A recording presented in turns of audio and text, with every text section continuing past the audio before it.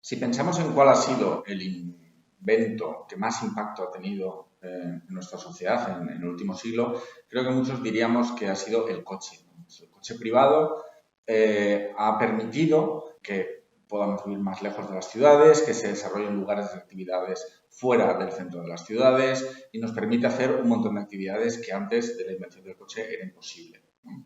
Eso es así, es cierto, pero también es cierto que según el transporte en coche se ha extendido a muchas capas de la sociedad y ha aumentado el número de coches, especialmente en nuestras ciudades nos hemos dado cuenta de la gravedad de los problemas que el coche genera en nuestro día a día, ¿no? Fundamentalmente el coche tiene una serie de externalidades que yo creo que podemos dividir en diferentes tipos, ¿no?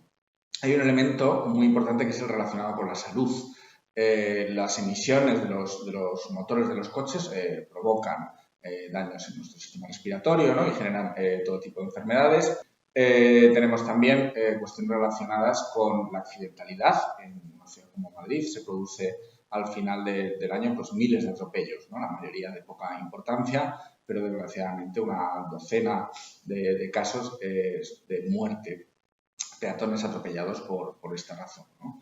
Eso cuando hablamos de la salud. Cuando hablamos del cambio climático, sabemos que de nuevo, ¿no? los combustibles fósiles son una de las principales causas de la emisión de gases de cambio climático, que es un problema que ya estamos empezando a ver sus consecuencias, ¿no? En forma de un clima más extremo, por ejemplo, y que también tenemos que intentar resolver. Pero además de eso, tenemos cuestiones relacionadas con los atascos, ¿no? El tiempo que pasamos muchas veces parados, pues porque los coches, pues por su propia forma y geometría, en los momentos de mayor demanda de viajes, ¿no? Especialmente en la hora punta, pues las infraestructuras que construimos no tienen la capacidad de acoger a todos esos coches, ¿no? Con lo cual genera una enorme pérdida de tiempo, que es importante decir que no es solo pérdida de tiempo para los conductores, sino también es pérdida de tiempo para el resto de usuarios de la vía. Estoy pensando especialmente en los usuarios del transporte público,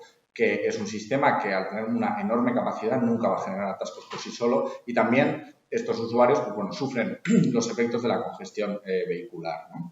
Y por último, un tema que muchas veces no se tiene en cuenta, pero que para mí es de los más importantes, es el tremendo coste de oportunidad en el uso del espacio que acarrean los coches, ¿no? Pensemos, por un lado, que en todas esas vías que tienen no uno o dos carriles que serían suficientes para permitir el acceso, ¿no? a las viviendas y locales colindantes, sino en esas vías que tienen 4, 5, 6, 7, 8 carriles, ¿no? Eso es un espacio enorme que tenemos que dar al coche pues para permitir que en esas horas puntas haya suficiente capacidad, no tanto para eliminar el atasco, sino para permitir que haya un montón de gente que lo pueda utilizar, ¿no? Y no solo en términos de carriles, sino que también se produce una gran ocupación de espacio para aparcamientos, ¿no? Y estoy pensando, por ejemplo, en barrios como Madrid, construidos en los años 50 o 60, que es una época en la que nuestra ciudad sufre un crecimiento tremendo. Esos edificios, esas casas en su momento no se construyeron la mayoría con plazas de garaje. Bueno, pues porque en ese momento el coche era un elemento de personas con muchos recursos económicos, privilegiados, y se consideró que no hacía falta. Según pasaron las décadas, pues claro, al ser el coche mucho más accesible, en esos barrios que no disponen de plaza de aparcamiento, ¿qué es lo que ha pasado? Bueno, pues que en la práctica son un inmenso parking al aire libre, ¿no? En esas calles estrechas se ha tenido que generarse un montón de plazas de aparcamiento para acoger a todos esos coches y están quitándole un espacio a elementos fundamentales que nos hacen falta en la ciudad, a bancos, a papeleras, a árboles, a zonas estanciales de juegos para niños, y ese es otro de los problemas que tiene el coche, ¿no? Entonces, cuestiones de salud, cuestiones de atascos, cuestiones de ocupación de espacio y cuestiones de cambio climático. Ya somos conscientes de que todo esto son problemas importantes y que resolverlos nos llevaría a ciudades más vivibles, ¿no? Y para ello, para alcanzar esas ciudades más vivibles, pues parece que tenemos que movernos del esquema de movilidad actual hacia un esquema más sostenible. Hoy lo que os quería contar es un poco cuáles son los tipos de estrategias que utilizamos o que valoramos las personas que nos dedicamos, como yo, profesionalmente hacia trabajar para esa movilidad más sostenible y bueno, pues os voy a contar un poco los tipos que son, ¿no? Por un lado, tenemos estrategias de lo que llamamos de mejora de los sistemas de propulsión de estos vehículos. ¿no? Esto fundamentalmente se basa en intentar transicionar desde combustibles fósiles a vehículos eléctricos, vehículos propulsados pues, por gas natural, por hidrógeno, por fuentes menos contaminantes, ¿no? Hay que decir que esto tiene un impacto importante, especialmente en las cuestiones relacionadas con la salud, ¿no? Y con la calidad del aire, pero por sí solos no pueden resolver todos los problemas, ¿no? Primero, porque es un reto convertir todas las flotas disponibles, los millones de vehículos que tenemos, a vehículos eléctricos, ¿no? Y pensemos que, por ejemplo, hace falta desarrollar una infraestructura de recarga, unas gasolineras que ahora serían electrolineras que sustituyeran a todas las actuales, ¿no? O sea que es un reto que va a llevar tiempo. Pero por otra parte, hay que tener muy claro que sí podemos atacar la cuestión de la calidad del aire, pero no podemos atacar con coches eléctricos cuestiones como la ocupación de espacio y los atascos, ¿no? Estos coches eléctricos serán más limpios, pero ocuparán el mismo espacio. Es decir, necesitamos otro tipo de estrategias también que se añadan a nuestro repertorio de herramientas para poder conseguir los objetivos que nos hemos marcado. Hay una segunda tipo de estrategias que es lo que llamamos de evitación o eliminación de viajes, ¿no? ¿Y esto qué quiere decir? Bueno, quiere decir que en lugar de intentar que esos trayectos sean más limpios, plantearnos y desde fundamentalmente el urbanismo podemos conseguir que esos viajes no se hagan o se hagan en unas distancias más pequeñas, ¿no? Y creo que tenemos un ejemplo en la pandemia de cómo esto es posible, que es el teletrabajo, ¿no? Hemos visto que ha habido una serie de trabajos que antes requerían que las personas se desplazaran físicamente a la oficina y que es posible hacerlos de una manera remota, ¿no? Pero, de nuevo, primero, no todos los trabajos son teletrabajables, hay muchos trabajos donde se requiere que físicamente la persona esté presente y, bueno, también vemos que estar todo el día teletrabajando, aquellas personas que lo han tenido que hacer pues desde marzo del año pasado, supone un peaje, ¿no? Y falta pues la posibilidad de relacionarte con tus compañeros y de crear un buen clima de trabajo. Es decir, tiene un alcance limitado. En ese sentido, de todas maneras, también es interesante lo que está haciendo la ciudad de París, ¿no? Que está poniendo una estrategia en marcha que se basa en una idea, que es la idea de la ciudad de los 15 minutos. ¿Qué significa esto? Significa acercar a la población todas las actividades cotidianas que hay que realizar en un barrio. Es decir, asegurarnos de que en ese barrio existan escuelas cerca, existan centros de salud, pero también existan, por ejemplo, actividades de ocio, etcétera, etcétera, ¿no? Entonces, es o bien poder hacer remotamente esas actividades para no tener que desplazarse, o bien que esas actividades se encuentren suficientemente cerca de nuestra casa como para que la distancia sea menor. En otra tercera pata, que es también importante, es lo que llamamos las estrategias de cambio modal.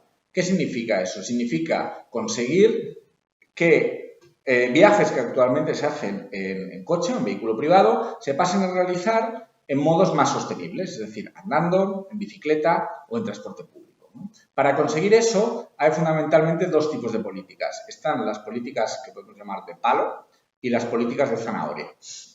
Las políticas palo se basan en establecer medidas que hagan más difícil o más caro el uso del coche, para que de esa manera fomentar que la gente se pase a otro tipo de modos alternativos de transporte, ¿no? En ese sentido, pues podemos citar el ejemplo de la ciudad de Londres, que desde hace muchos años ha impuesto un peaje de acceso al centro de la ciudad, ¿no? Y que se ha visto que con la instalación de ese peaje bajaba mucho el número de coches que accedían a esa almendra central, ¿no? Otro tipo de políticas palos podría ser en ese sentido Madrid Central, donde no se pone un peaje, pero sí que existe una serie de limitaciones para acceder al centro, ¿no? Fundamentalmente los vehículos más contaminantes ya no pueden hacerlo y todos los demás ya no tienen esa posibilidad de aparcar en la calle, sino que tienen que ir directamente a un parking, ¿no? Entonces eso de alguna manera reduce de alguna manera la facilidad de uso del coche e incrementa un poco su coste, haciendo que, bueno, haya gente que opte por otro tipo de medidas. Estas políticas, ¿no? Palo, pues el principal problema que tienen es que son polémicas, ¿no? Y son polémicas pues, porque, bueno, realmente a ninguno nos gusta que nos prohíban cosas, ¿no? Solo lo aceptamos cuando vemos que el objetivo está justificado y es importante, pero siempre preferimos que nos den alternativas, ¿no? Que no nos fuercen a hacer esa elección de cambio de modo, sino que lo elijamos libremente porque las alternativas son más interesantes.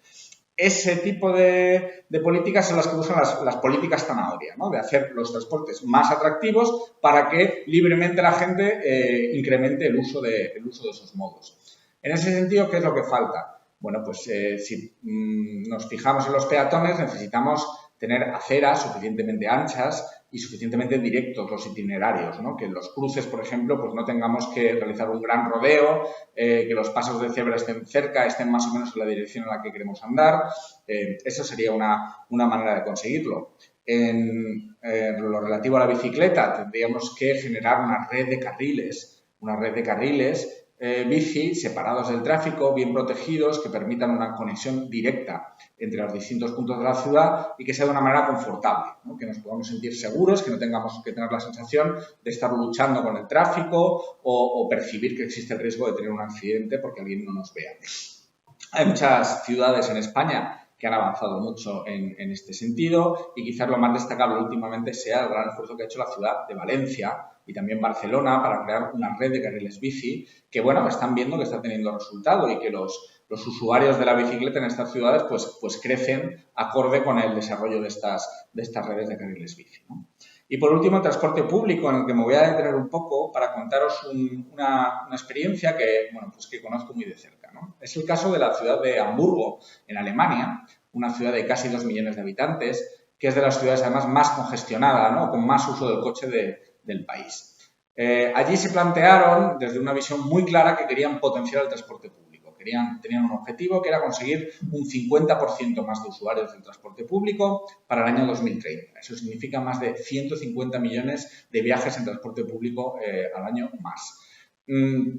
¿Cómo se hizo? Bueno, pues partiendo de esa visión muy clara, se utilizaron los datos. Los datos que ahora mismo tenemos son incomparablemente superiores a los que había hace unos años, ¿no? Las nuevas tecnologías nos permiten, bueno, pues por ejemplo, que todos vayamos con un teléfono móvil en el bolsillo y convenientemente anonimizados, los datos de esos teléfonos móviles se pueden procesar para darnos una fotografía muy precisa de cómo nos movemos en la ciudad, ¿no? Y eso, trabajando esos datos con herramientas, nos permite extraer información relevante para diseñar unas redes de transporte más atractivas, ¿no? Por ejemplo, en el caso de la ciudad de Hamburgo, pues se detectó que normalmente las frecuencias de los autobuses estaban muy enfocadas a dar un muy buen servicio a la hora de entrada y de salida del trabajo. Pero viendo los patrones de movimiento de la ciudad, se veía que en el resto de horas, esas horas valle con menos calidad de servicio, había un montón de viajes. Esto es así porque, lógicamente, en la ciudad somos muy diversos, hay muchos tipos de vidas y no solamente la gente que trabaja se mueve, ¿no? Hay muchas actividades relacionadas con la educación, con los cuidados de los niños, el acompañamiento de personas mayores, hacer recados, etcétera. Entonces, viendo que en esas franjas había mucho potencial para ganar usuarios, se enfocó en mejorar el servicio en esas líneas. Y por otro lado, en el carácter más espacial, se hizo un análisis muy detallado para ver qué zonas de los alrededores de la ciudad, peor dotadas de transporte público, no disponían de un servicio suficientemente cercano como para usarlo, ¿no?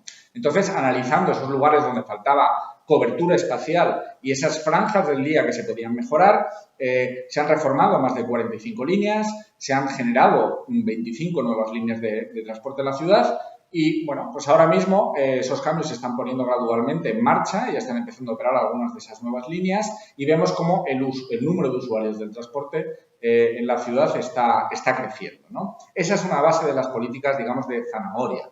Hacer que el transporte sea más rápido para todos, que podamos de ir de A a B en el menor tiempo posible, por el camino más recto, que sea un sistema que sea confiable, que podamos confiar en el servicio de autobuses, que si yo voy a ir a una hora un poco final de la tarde a algún lugar, que el horario funcione por lo menos hasta bien entrada la noche para que yo pueda volver.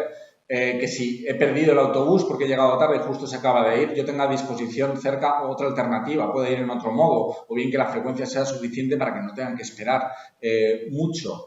Y también otro aspecto importante de los servicios de transporte público es que sean sencillos de usar, que no sintamos estrés al utilizarlos. Y eso incluye desde transbordos rápidos, desde entornos paradas de autobuses que sean cómodas, que percibamos como seguras, que la red la entendamos, que tengamos claro si quiero ir de un sitio a otro, cuál es el camino que tengo que coger, que las aplicaciones, ¿no?, que cada vez tenemos más, me informen de los cambios en el servicio por determinados problemas. Es decir, que toda la experiencia de usuario, desde que uno sale de casa, toma el autobús, hace el transbordo que requiera hasta el final de mi destino, esté muy bien pensada para que sea lo más atractiva posible, ¿no?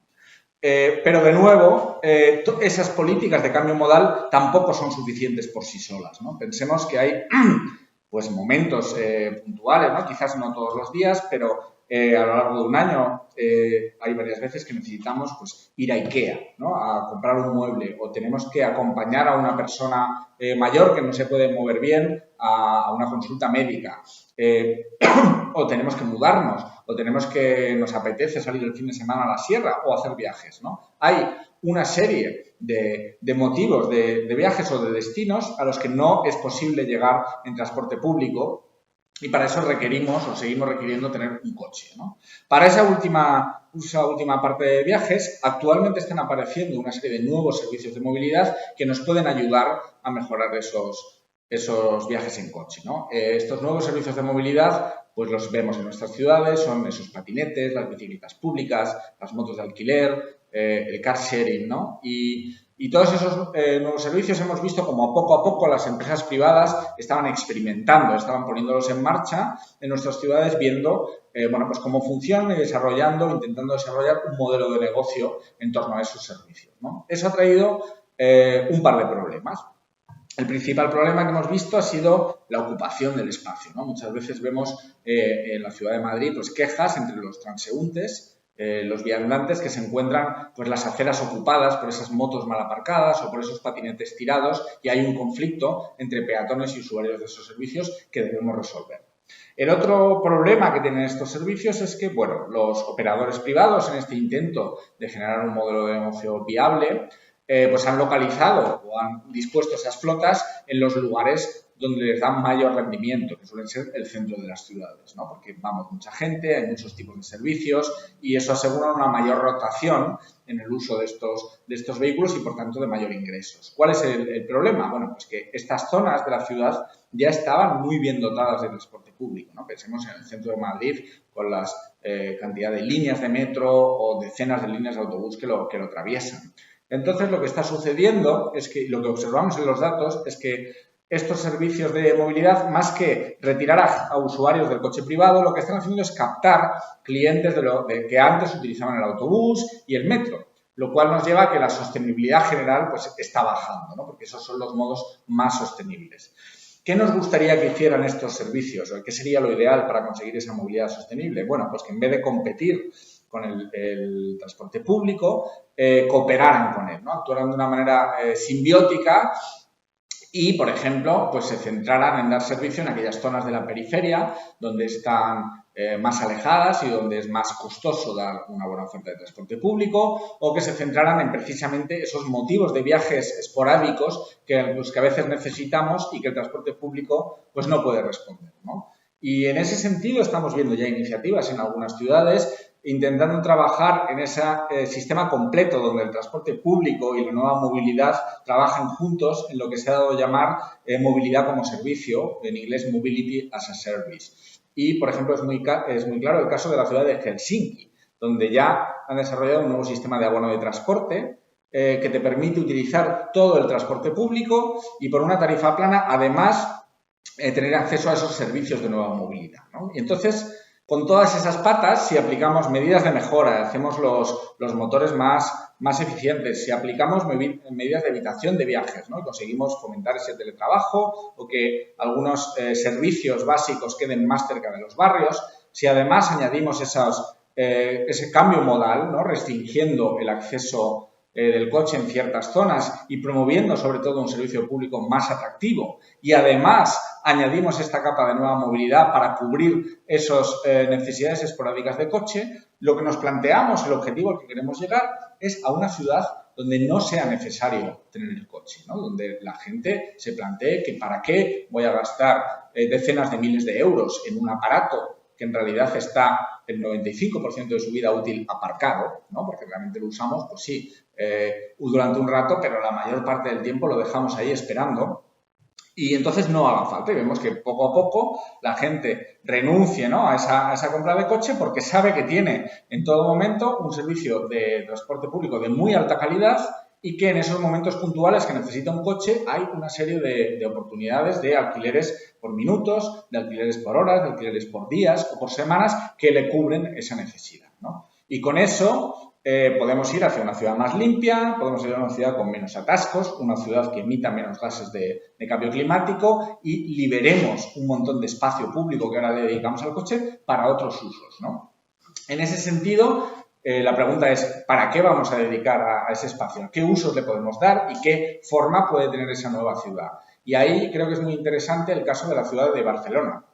Barcelona lleva ya unos años poniendo en marcha un proyecto que ahora quiere llevar al siguiente paso y hacerlo extensivo a toda la ciudad, que es el proyecto de las superilles o superislas en castellano. ¿En qué consiste esto? Bueno, pues consiste en dejar que ciertas calles para el tránsito de vehículos y otras calles convertirlas en zonas mucho más estanciales, mucho más peatonales, eliminando parte del espacio que se le dedica al coche y dándoselo a otro tipo de usos, a zonas de juegos, a zonas para sentarse, a árboles, etcétera, etcétera, ¿no?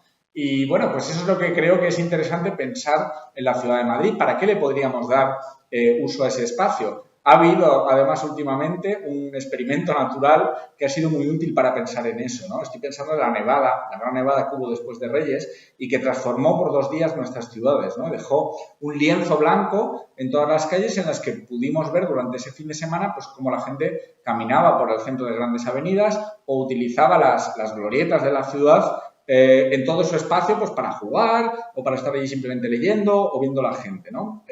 Bueno, ese es el ejercicio el que debemos plantearnos, creo, es decir, ¿qué podemos hacer en ese espacio? ¿Merece la pena ir hacia esa movilidad sostenible? Sabemos cómo hacerlo y sabemos cuál es la recompensa al final del camino. Nada, yo os animo a que en vuestra perspectiva personal cada uno pues veáis, ¿no? Veáis qué es lo que estáis necesitando, cuáles de esos tipos de políticas serían interesantes para vosotros y en ese espacio que tenéis más cercano dentro de casa, cerca de vuestro domicilio, en las calles de vuestro barrio, qué usos le podríamos dar a ese espacio cuando lo recuperemos del coche. Muchas gracias.